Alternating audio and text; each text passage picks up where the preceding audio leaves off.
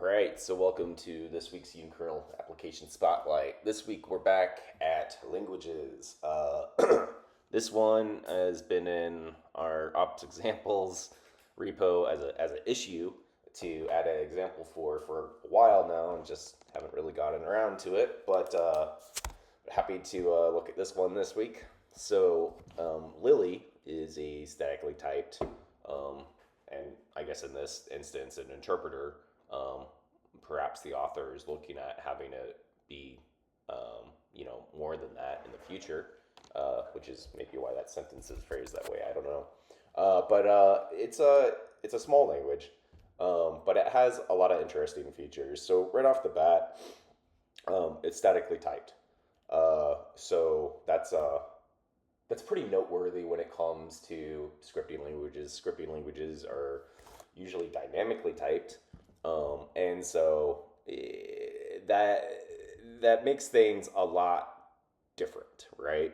So, for instance, a lot of the testing culture that grew up in like the early 2012s and stuff like that was because of all the dynamic typing that you were finding in these languages, and it's just so easy to override thousands of lines of code when you're doing that. And so it's actually quite useful. But this language shows that you can have your cake and eat it too. You don't have to have dynamic typing just because it's a scripting language. So that's one thing. But there's a bunch of other stuff too. Right off the bat, they note that they use reference counting by default for memory management, and then they also have a fallback of using GC. So there's that, but then there's other stuff, and we can kind of look some more here. So they have generics, which I think we're going to showcase this. And basically the ability to pass around different types, especially in language with static types, but then use common functions and iterators and so forth like that to address them. On the coroutine front, we are showing this one. So we have coroutines, but we also have, let's see if I could find it.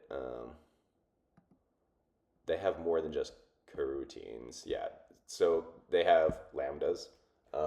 So first class support for lambdas, and also because lambdas, they also have closures. Now, if you've ever read any of the Nanos source code, we have closures everywhere, right?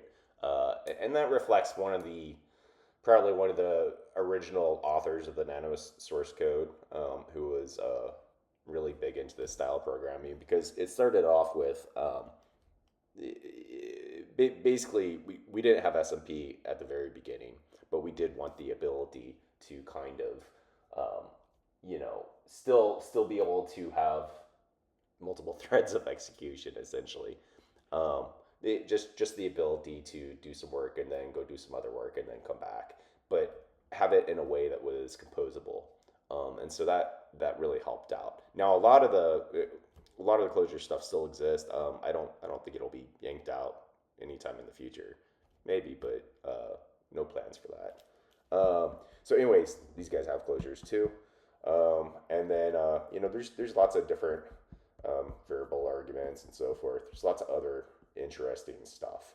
On the tooling front, they have bindgen, so they don't have like straight up FFI that you might find in other languages. You do need to create bindings. So like say you have, say you have a site that needs to upload a user's avatar, and so you use ImageMagick to convert whatever image they give you into 100 by 100 pixel gravatar or something.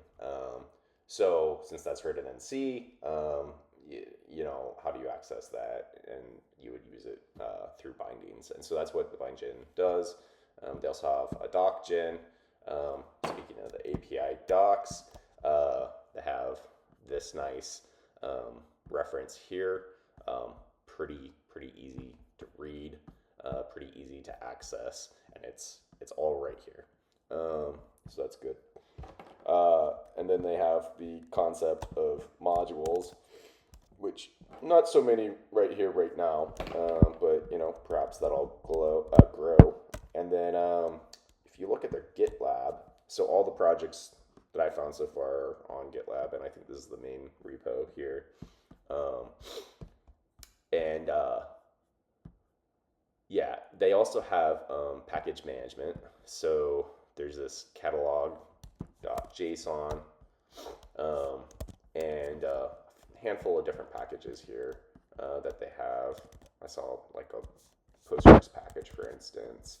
Um, so some other stuff that they have going on here. You can obviously download it from the ops repo here. It's really not that big, one meg. But let's go ahead and try it out. Let's see what it's all about. So we got let's take a look at the high. So yeah, I used the coroutine example here, and basically, we can just count up to 5 and run them all. So how do we do this? Well, we're just gonna do ops load. We'll take a look at the config, super basic. For this example, you could do like a -a hi.lily. We're just gonna use the config for this, but basically loads it up, runs it, does exactly as you expect. And then we can also look at the closure example. So here, basically, we define our get counter, and then we go ahead and throw our results into this array, and it does as you expect, as in it counts up because it closes in onto the variable.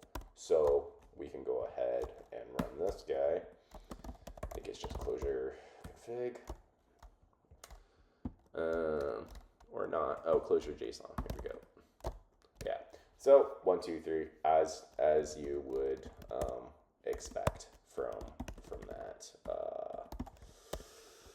Closure dot what? Lily. Yeah. So just again, real quick, we're just closing in on that, and that's what allows us to increment the integer. So if we look at the package, there's nothing special at all with the package. It is really straightforward. So this is it.